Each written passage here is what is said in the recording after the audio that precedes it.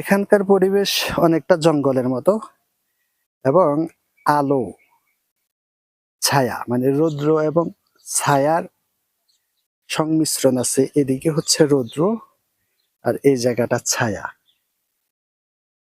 এবং এই জায়গাটা মায়ার খুবই প্রিয়। সে এখানে খেলতে বেশি পছন্দ করে। কি ঢেঁড়স খাবি? ঢেঁড়স এখন ও কিন্তু এই যেভাবে ঢেঁড়সের শুকি শুকি দেখতেছে মনে হয় যেন ও ঢেঁড়স খাবে। মায়া, তুমি ঢেঁড়স খাবা?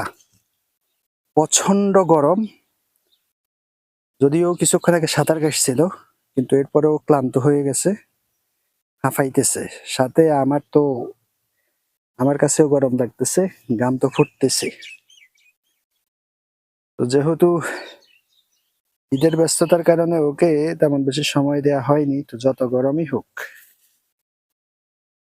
ওকে তো সময় দিতে হবে।